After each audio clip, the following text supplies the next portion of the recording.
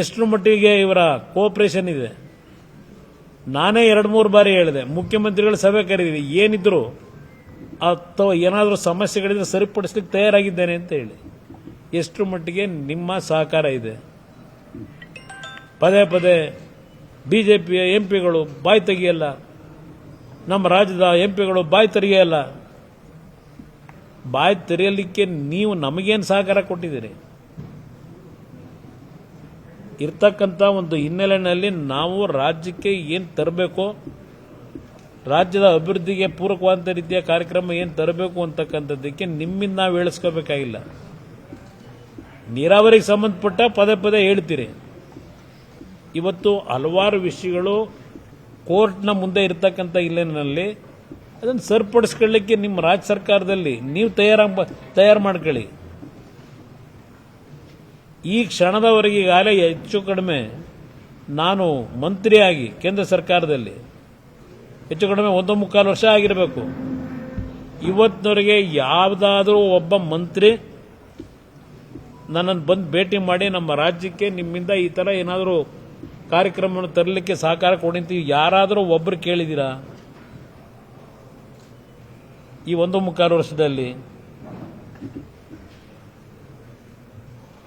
ಇವತ್ತು ಹೇಳ್ತಾ ಇದ್ದೀರಿ ಯಾವುದೋ ನಿಮ್ಮ ಮೆಟ್ರೋದು ನಮಗೆ ಸಂಬಂಧ ಇಲ್ಲ, ಕೇಂದ್ರ ಸರ್ಕಾರ ಅದನ್ನು ಜಾಸ್ತಿ ಮಾಡಿದೆ, ಬೆಲೆ ನಿಗದಿ ಮಾಡೋದು ಅಂತ ಹೇಳಿ. ನಾನು ನೆನ್ನೆ ಹೇಳಿದೆ ಬೆಂಗಳೂರಿನಲ್ಲಿ, ನಮ್ಮದು 80% ಸಾಲದ್ದು ಪ್ಲಸ್ ರಾಜ್ಯ ಸರ್ಕಾರದ ಹಣ, 20% ಮಾತ್ರ ಕೇಂದ್ರ ಸರ್ಕಾರದ ದುಡ್ಡು ಅಂತ ಹೇಳಿ. ಇಲ್ಲ ಒಂದು ಕಮಿಟಿ ಇದೆ ಅಂತ ಹೇಳ್ತೀನಿ. ಇಲ್ಲಿ ನೀವು ಮಾಡ್ಕೊಂಡಂಥ ಸಾಲ ತೀರಿಸಲಿಕ್ಕಾಗದೆ ಕಂತು ಕಟ್ಟಬೇಕಲ್ಲ. ಮೆಟ್ರೋ ಯೋಜನೆಗೆ ಸಾಲ ಮಾಡಿ ಸಾಲದ ಬಾಬತ್ ಕೊಡಬೇಕಲ್ಲ ನೀವು. ಅದು ಕೊಡಲಿಕ್ಕೆ ನಿಮ್ಮ ಹತ್ರ ದುಡ್ಡಿಲ್ಲ.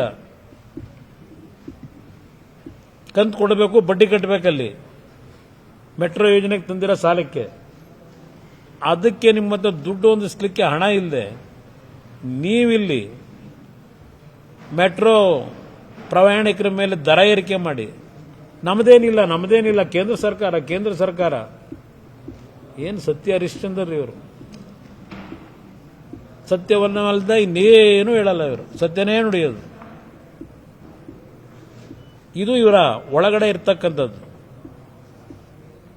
ಇವತ್ತು ನೆನ್ನೆನೂ ಹೇಳ್ತಾರೆ ಕೇಂದ್ರ ಸರ್ಕಾರ ನಿಲ್ಲಿಸಿ ಅಂತ ಹೇಳಿದ್ರು, ಬೆಲೆ ಏರಿಕೆ ಮಾಡತಕ್ಕಂಥದ್ದನ್ನು ಮುಂದೂಡಿ ಅಂತ.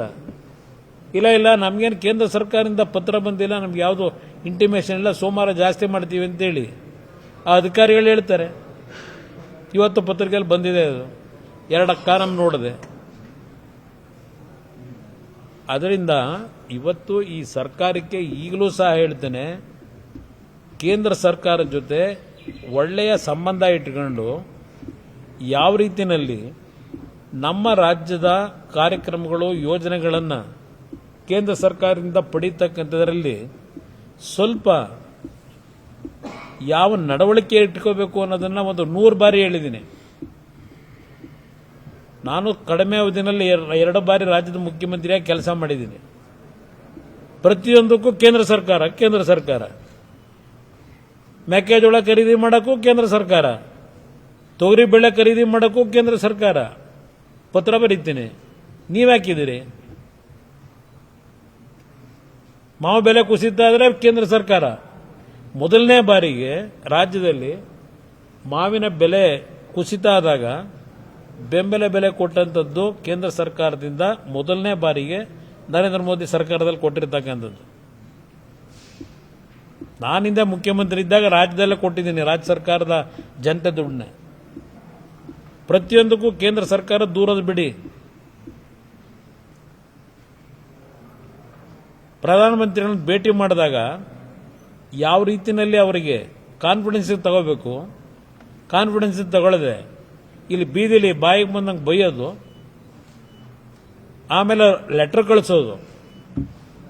ಎಷ್ಟು ಮಂತ್ರಿಗಳು ಎಷ್ಟು ಸಲ ನಿಮ್ಮ ಇಲಾಖೆಯಲ್ಲಿ ಇರ್ತಕ್ಕಂಥ ಸಮಸ್ಯೆಗಳಿಗೆ ಭೇಟಿ ಮಾಡಿ ಮಾತಾಡಿದ್ದೀರಿ, ಕನ್ವಿನ್ಸ್ ಮಾಡಕ್ಕೆ ಟ್ರೈ ಮಾಡಿದ್ದೀರಿ. ಇವತ್ತು ಈಗಿನ ಬಜೆಟ್ ಏನಿದೆ ಇದು ಪ್ರಧಾನಮಂತ್ರಿಗಳ ಒಂದು ಆತ್ಮನಿರ್ಭರ ಇರ್ಬೋದು, ಭಾರತ ವಿಕಾಸ ಅಂತಕ್ಕಂಥದ್ದು ಅವರ ಒಂದು ಕಲ್ಪನೆ ಏನಿಟ್ಕೊಂಡಿದ್ದಾರೆ. ಇವತ್ತಿನ ಈ ಬಜೆಟ್ಟು ಒಂದು ಫೌಂಡೇಶನ್ನು 2047ಕ್ಕೆ ಯಾವ ರೀತಿಯಲ್ಲಿ ದೇಶ ಇವತ್ತು ಆರ್ಥಿಕವಾಗಿ ಸದೃಢವಾಗಿ ಮೊದಲನೇ ಸ್ಥಾನಕ್ಕೆ ಬರ್ತಕ್ಕಂಥ ನಿಟ್ಟಿನಲ್ಲಿ ನಾವು ಹೋಗಬೇಕಾಗಿದೆ. ಎಕನಾಮಿಕಲಿ ಆರ್ಥಿಕ ಶಕ್ತಿಯನ್ನು ಯಾವ ರೀತಿ ವೃದ್ಧಿ ಮಾಡಬೇಕು, ಉದ್ಯೋಗ ಯಾವ ರೀತಿ ಸೃಷ್ಟಿ ಮಾಡಬೇಕು. ಇವತ್ತು ಗ್ಲೋಬಲ್ ಮಾರ್ಕೆಟ್ನಲ್ಲಿ ನಾವು ಇಂಪೋರ್ಟ್ ಮಾಡ್ಕೊಳ್ಳೋದಕ್ಕಿಂತ ಎಕ್ಸ್ಪೋರ್ಟ್ ಎಷ್ಟು ಮಟ್ಟಿಗೆ ಮಾಡಬೇಕು, ಅದಕ್ಕೆ ಶಕ್ತಿಯನ್ನು ಯಾವ ರೀತಿ ವೃದ್ಧಿ ಮಾಡಬೇಕು. ಈ ಹಿನ್ನೆಲೆಯಲ್ಲಿ ಇವತ್ತಿನ ಬಜೆಟ್ ಒಂದು ಫೌಂಡೇಶನ್ ಹಾಕಿದ್ದಾರೆ. ಭದ್ರವಾದಂಥ ರೀತಿಯ ಮುಂದಿನ 20 ವರ್ಷಗಳಲ್ಲಿ ಮೊದಲನೇ ಸ್ಥಾನಕ್ಕೆ ಬರತಕ್ಕಂಥದ್ದಕ್ಕೆ ಯಾವ ರೀತಿಯಲ್ಲಿ ನಮ್ಮ ಯೋಜನೆಗಳಿರಬೇಕಾಗ್ತದೆ.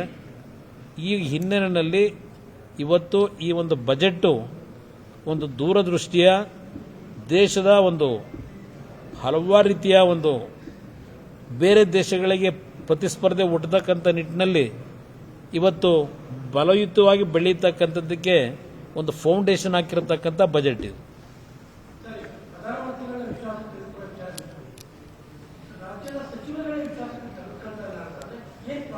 ಈಗ ಕೇಂದ್ರ ಸರ್ಕಾರದಲ್ಲಿ ಹೋಗಿ ವಿಶ್ವಾಸಕ್ಕೆ ತಗೊಳ್ಳೋದಿರಲಿ, ಬಹುಶಃ ನಿಮಗೆ ಗೊತ್ತಿದೆ ಈ 2.5 ವರ್ಷದಲ್ಲಿ ಈ ಸರ್ಕಾರ ಆಡಳಿತ ನಡೆಸಬೇಕಾದ್ರೆ ಇಲ್ಲಿರ್ತಕ್ಕಂಥ ಮಂತ್ರಿಗಳು ಅವರವರಲ್ಲೇ ವಿಶ್ವಾಸದ ಕೊರತೆ ಇದೆ. ಇನ್ನು ಇವರೋಗಿ ಅಲ್ಲೇ ವಿಶ್ವಾಸ ಮೂಡಿಸ್ಕೊತಾರೆ, ಇವರಲ್ಲೇ ವಿಶ್ವಾಸ ಇಲ್ಲ. ಇಲ್ಲಿವರೆಗೆ ಅವ್ರಿಗೆ ಎಗೋ ಇರ್ಬೋದು, ಇಲ್ಲ ಅಸೂಯೆ ಇರ್ಬೋದು. ಏನಪ್ಪ ಮುಗ್ದೇ ಹೋಯ್ತು JDS ಅಂತಿದ್ರು.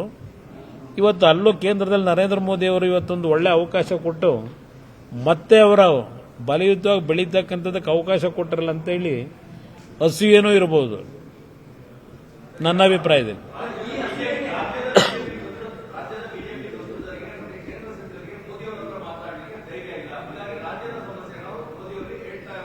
ಈಗ ನಾನು ನಿಮ್ಮ ಮುಂದೆ ಹೇಳ್ತಾ ಇದ್ದೀನಲ್ಲ, ಈಗ ನನಗೆ ವಿಶೇಷವಾಗಿ ನಾನು ನಿಮ್ಗೆ ಹೇಳೋದು, ಈಗ ಯಾವ ಚೈನಾದವರು ರಿಸ್ಟ್ರಿಕ್ಷನ್ ಹಾಕಿದ್ರು ಮ್ಯಾಗ್ನೆಟ್ನ ಮಾರಾಟ ಮಾಡ್ತಕ್ಕಂಥದ್ರಲ್ಲಿ, ನಮ್ಮ ದೇಶದಲ್ಲಿ ಇರ್ತಕ್ಕಂಥ ಆಟೋಮೊಬೈಲ್ ಇಂಡಸ್ಟ್ರಿಗಳಿರ್ಬೋದು, ಡಿಫೆನ್ಸ್ ಇಲಾಖೆಗೆ ಬೇಕಾಗಿರ್ತಕ್ಕಂಥ ಪ್ರಮುಖವಾದಂಥ ಈ ಒಂದು RAPM ಏನಿದೆ ಇದಕ್ಕೆ ರಿಸ್ಟ್ರಿಕ್ಷನ್ ಹಾಕಿದಾಗ ನಾನು ಕೂತು ಇದ್ರ ಬಗ್ಗೆ ಲೆಕ್ಕಾಚಾರ ಮಾಡಿ ಆಟೋಮೊಬೈಲ್ ಇಂಡಸ್ಟ್ರಿಯವರು ಬಂದು ನನ್ನ ಮುಂದೆ ಚರ್ಚೆ ಮಾಡಿದಾಗ ಪ್ರಧಾನಮಂತ್ರಿಗಳ ಮುಂದೆ ಹೋಗಿ ಈ ಒಂದು ಸ್ಕೀಮ್ನ ರೆಡಿ ಮಾಡಿ ಅವ್ರ ಮುಂದೆ ಹೋಗಿ ಕೂತಾಗ 10 ನಿಮಿಷದಲ್ಲಿ ರೆಡಿ ಮಾಡಿದ್ರಲ್ಲ, ಯಾಕೆ ಮಾಡಿದ್ರು? ನಾನು ಧ್ವನಿ ಅವ್ರ ಹತ್ರ ಹೋಗಿ ಮಾತಾಡಿದ್ದಕ್ಕೆ ತಾನೇ ಮಾಡಿದ್ದು. ಧ್ವನಿ ಇಲ್ಲದೆ ಏನಿಲ್ಲ. ಕನ್ನಡಿಗರು ನಮಗೇನು ಧ್ವನಿನ ಸಪ್ರೆಸ್ ಮಾಡಿಲ್ಲ. ಕನ್ನಡಿಗರು ನಮಗೆ ಧ್ವನಿ ಕೊಟ್ಟಿದ್ದಾರೆ. ಎಲ್ಲಿ ಹೇಳಬೇಕು ಅಲ್ಲಿ ಹೇಳ್ತೀವಿ. ಇವ್ರ ಕೈಯಲ್ಲಿ ಹೇಳಿಸ್ಕೋಬೇಕಾ? 50 ವರ್ಷ ಇದ್ರಲ್ಲ ದೇಶದಲ್ಲಿ ನಿರಂತರವಾಗಿ. 1983ರವರೆಗೆ ಕಾಂಗ್ರೆಸ್ ಡೆಲ್ಲಿಲಿ ಆಡಳಿತ, ಇಲ್ಲೂ ಆಡಳಿತ. ಅಲ್ಲೆಲ್ಲ 1 ವರ್ಷ ಗ್ಯಾಪ್ ಬಿಟ್ರೆ 78ರ ಎಮರ್ಜೆನ್ಸಿ ಟೈಮಲ್ಲಿ ಏನ್ ತಂದ್ರಪ್ಪ ನೀವು? ಏನ್ ತಂದ್ರಿ? ನೀವು ಕೊಟ್ಟಿದ್ದ ಕೊಡುಗೆ ಇವತ್ತು KRS, ಅಲ್ಲಿಂದ ಹೇಮಾವತಿ, ಆರಂಗಿ, ಕಬಿನಿ ಜಲಾಶಯ ಕನ್ನಡ ರಾಜ್ಯದ ಜನತೆಯ ದುಡ್ಡಿನಲ್ಲಿ ಕಟ್ಟಿದಂಥ ಜಲಾಶಯಗಳಿವು. ನೀರು ಕನ್ನಡ ನಾಡಿನಲ್ಲಿ ಹರಿತಾ ಇರತಕ್ಕಂಥ ನೀರು ತುಂಬಿಸಿದ್ದು. ಇವತ್ತು ನಾವು ತಮಿಳುನಾಡು ಜೊತೆ ಇಂಥ ಒಂದು ಪರಿಸ್ಥಿತಿಗೆ ಬರಬೇಕಾದ್ರೆ ಯಾರು ಕಾರಣಕರ್ತರು? ನಿಮ್ಮ ಧ್ವನಿ ಎಲ್ಲೋಗಿತ್ತಪ್ಪ? 50 ವರ್ಷ ಇದ್ರಲ್ಲ MP ಗಳು 28ಕ್ಕೆ 28, ಕೇಂದ್ರದಲ್ಲೂ ನಿಮ್ಮದೇ ಸರ್ಕಾರ, ರಾಜ್ಯದಲ್ಲೂ ನಿಮ್ಮದೇ ಸರ್ಕಾರ. ಎಷ್ಟು ಹಣ ತಂದ್ರಿ ಕೇಂದ್ರ ಸರ್ಕಾರದಿಂದ? ದೇವೇಗೌಡರು ಇದ್ದಿದ್ದು 10 ತಿಂಗಳು ಪ್ರಧಾನಮಂತ್ರಿ. ಆಕ್ಸಿಲರೇಟೆಡ್ ಇರಿಗೇಷನ್ ಸ್ಕೀಮ್ ತಂದು ಎಷ್ಟು ಸಾವಿರ ಕೋಟಿ ಬಂತು ಕರ್ನಾಟಕಕ್ಕೆ? ನಾವು ಕೊಟ್ಟಿದ್ದೇನು? ನೀವು 50 ವರ್ಷ ಇದ್ರೆ ನೀವೆಷ್ಟು ತಂದ್ರಪ್ಪ ದುಡ್ಡನ್ನ? ನಮ್ಮ ಜನದ ತೆರಿಗೆ ದುಡ್ಡಲ್ಲಿ ಡ್ಯಾಮ್ ಕಡ್ದು ನೀರು ನಿಲ್ಲಿಸ್ತೀವಿ, ನೀರು ಗಂಟಿ ಕೆಲಸ ಮಾಡ್ತಾ ಇದ್ದೀವಿ. ಅದಕ್ಕೆ ಕಾರಣ ನೀವೇ, ಕಾಂಗ್ರೆಸ್ನವರು ಪ್ರಮುಖವಾಗಿ.